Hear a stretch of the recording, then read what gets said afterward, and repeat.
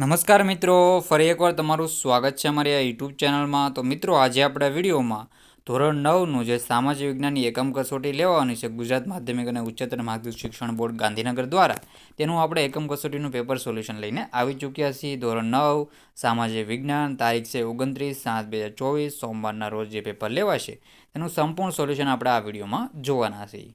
કુલ ગુણ છે 25 ને સમય રહેશે 1 કલાકને. આ એક મોડલ પેપર છે, સાહિત્ય તમારે જોવાનું રહેશે, આમાંથી ક્વેશ્ચનો પૂછાઈ શકે. તો આપણે જોઈએ તો વિભાગ એ છે. તો વિભાગ વાઇઝ આપણે હવે શરૂ કરી દઈએ. નીચે આપેલા વિભાગ એ ને વિભાગ બી સાથે યોગ્ય રીતે જોડો. તો વિભાગ એ ને વિભાગ બી સાથે યોગ્ય રીતે જોડવાના છે. નીચે જવાબ આપેલા છે, પણ આપણે તો હું તમને જોડીને દેખાડી દઉં છું. તો આપણે જોઈએ તો સહાયકારી યોજના બનાવનાર, તો એ કોણ હતું? વેલેસ્લી હતો. પછી છે ખાલસા નીતિનો અમલ કરનાર, તો ખાલસા નીતિનો અમલ કરનાર ડેલહાઉસી હતો. મૈસૂરનો વાઘ, તો મૈસૂરનો વાઘ એટલે આપણે જોઈએ તો આપણા ટીપુ સુલતાન. ભારતીય સમાજ સુધારક, તો રાજા રામમોહન રાય. અને ઉદાર ગવર્નર જનરલ, તો ઉદાર ગવર્નર જનરલ હતા વિલિયમ બેન્ટિક. તો આવી રીતે આન્સર તમારે સારી રીતે કરી લેવાના રહેશે, અને આન્સર નીચે પણ આપેલો છે.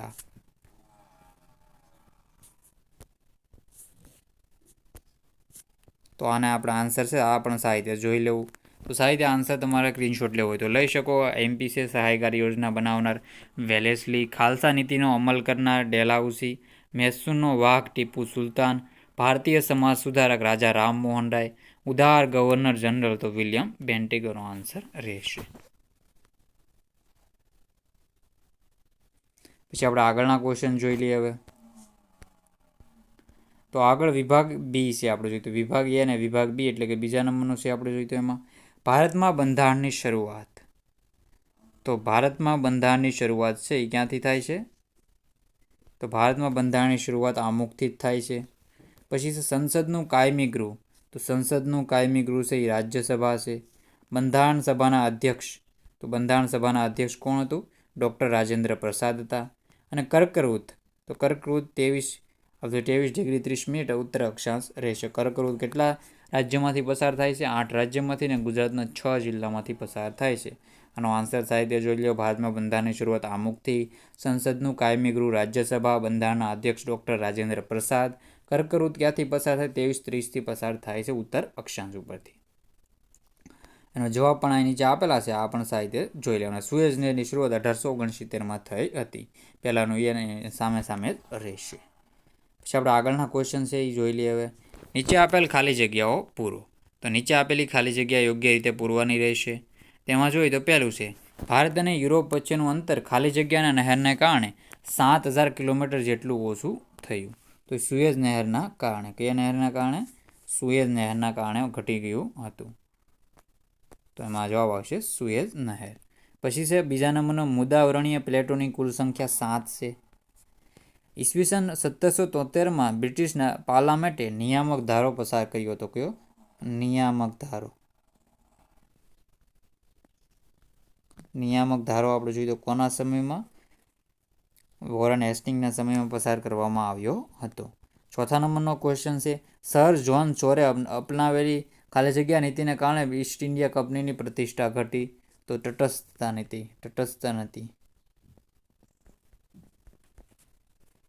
પછી છે ખાલી જગ્યા અને ભારતનું ખાલી જગ્યાના રોજ બંધારણ પસાર કરવામાં આવ્યું હતું, એટલે કે 26 નવેમ્બરના રોજ બંધારણ પસાર કરવામાં આવ્યું હતું.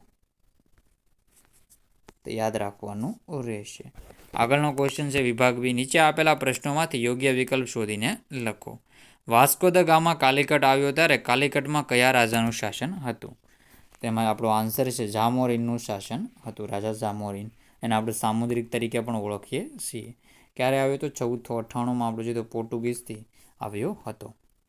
અંગ્રેજોએ પલાસીના યુદ્ધ પછી કોને બંગાળનો નવાબ બનાવ્યો હતો? તેમાં આપણો આન્સર છે મીર જાફરને બંગાળનો નવાબ બનાવ્યો હતો. કોને? મીર જાફરને બંગાળનો નવાબ બનાવ્યો હતો. કોર્નવાલિસ ટીપુ સુલતાન સાથે કયો વિગ્રહ કર્યો હતો? તો ત્રીજો મૈસૂર વિગ્રહ કર્યો હતો. કયો? ત્રીજો મૈસૂર વિગ્રહ કર્યો હતો. અને આપણે ટીપુ સુલતાનને આપણે જોઈએ તો શું કહે છે? મૈસૂરના વાઘ તરીકે ઓળખીએ છીએ. ટીપુ સુલતાનને મૈસૂરના વાઘની ઉપમા આપવામાં આવેલી છે. પછી છે આગળનો ક્વેશ્ચન, ચોથા નંબરનો ક્વેશ્ચન, કયા દિવસને પ્રજાસત્તાક દિન તરીકે ઓળખવામાં આવે છે? તો 26 જાન્યુઆરીને પ્રજાસત્તાક દિન અને ગણતંત્ર દિવસ તરીકે પણ ઓળખવામાં આવે છે, કારણ કે પ્રજાના હાથમાં સત્તા આવી હતી એટલે પ્રજાસત્તાક દિન તરીકે ઉજવવામાં આવે છે. ભારત ધર્મની દ્રષ્ટિએ કેવો દેશ છે, કેવું રાજ્ય એટલે દેશ છે? બિન સાંપ્રદાયિક દેશ છે. આપણો કોઈ રાષ્ટ્રીય ધર્મ નથી, એટલે કે કોઈ પણ ધર્મનું વધારે બધા કરતાં બધાને સમાન ભાવથી જોવામાં આવે છે એમ કહેવા માગે છે. બંધારણે કેટલા વર્ષની ઉંમરે સુધીમાં બાળકોને ફરજિયાત શિક્ષણનો હક આપ્યો છે? તો 6 થી 14 વર્ષના બાળકો. કેટલા? 6 થી 14 વર્ષના બાળકો માટે. તો આ જવાબ રહેશે. ભારતે કરોડો વર્ષ પહેલાં કયા પ્રાચીન વિશાળ ભૂમિનો ભાગ હતો? કરોડો વર્ષ પહેલાં તો ગોંડવાના લેન્ડનો ભાગ હતો. તો આવી રીતે સાહિત્ય જોઈ લેવા. આગળના ક્વેશ્ચન હવે જોઈ લઈએ આપણે. 8મા નંબરનો ક્વેશ્ચન છે, કયું અક્ષાંશ વૃત્ત ભારતને 2 ભાગોમાં વિભાજિત કરે છે? તો કર્કવૃત્ત. તો આપણો આ ભારત દેશ છે, આ હું તમને દોરીને દેખાડું છું.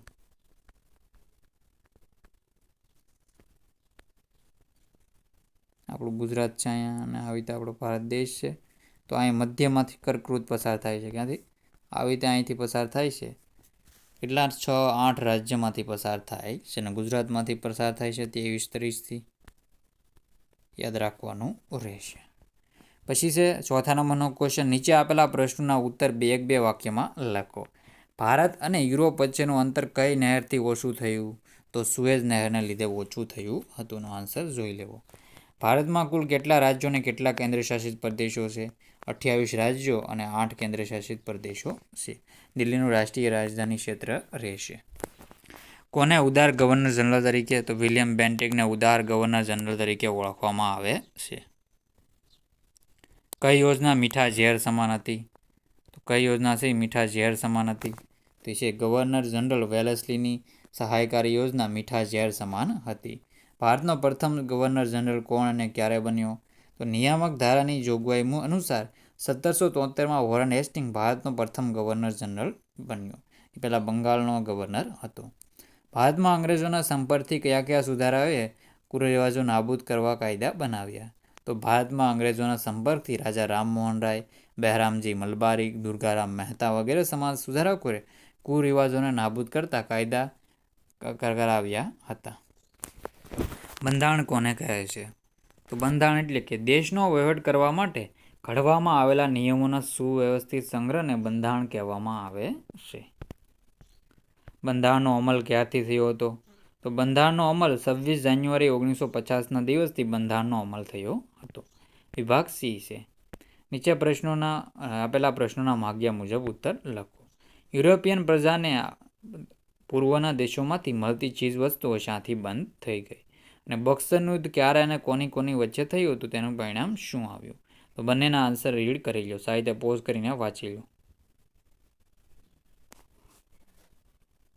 અને જો મિત્રો તમે અમારી આ યુટ્યુબ ચેનલ વન એજ્યુકેશન ગુજરાતને સબસ્ક્રાઈબ ન કરી તો એને સબસ્ક્રાઈબ કરી લેજો, અને હેરી બારિયા ચેનલ આપણી બીજી ચેનલ છે એને પણ સબસ્ક્રાઈબ કરી લેજો. તો બંને ચેનલને સબસ્ક્રાઈબ કરી લો. અને ટેલિગ્રામમાં વન એજ્યુકેશન ગુજરાત એવી આપણે ચેનલ છે, એમાં પણ આપણે પીડીએફને એવું નાખીએ છીએ, તો એ ચેનલને પણ આપણે જોઈએ તો જોઈન કરી લેવાની રહેશે. પછી તે બંધારણ એટલે શું? બંધારણનું મહત્વ જણાવો. તો આન્સર સાહિત્ય જોઈ લો.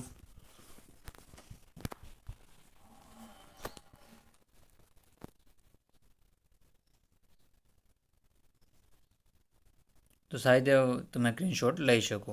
ભૌગોલિક દ્રષ્ટિએ ભારતનું સ્થાન કઈ રીતે મોકાનું છે? તો ભારત દક્ષિણ એશિયાની મધ્યમાં હિન્દ મહાસાગરના શીર્ષસ્થ સ્થાને છે. કારણે પ્રાચીન કાળથી ભારત માટે એશિયાના દેશો અને પૂર્વ આફ્રિકા સાથે સમુદ્ર માર્ગે ઘનિષ્ઠ સંબંધો બાંધવા શક્ય બન્યા છે. સુએઝ નહેર બંધાયા પછી ભારતના યુરોપ અને અમેરિકાના દેશો સાથેના સંબંધોનો પણ ઘણો વિકાસ થયો છે. તો આ બધી માહિતી તમારે રેડી કરી લેવાની છે. પછી છે નીચે આપેલા પ્રશ્નોના સવિસ્તાર ઉત્તર લખો. તો ભારતમાં સ્થાન અને વિસ્તારની વિશે માહિતી આપો. તો આ પણ આનો આન્સર જોઈ લો.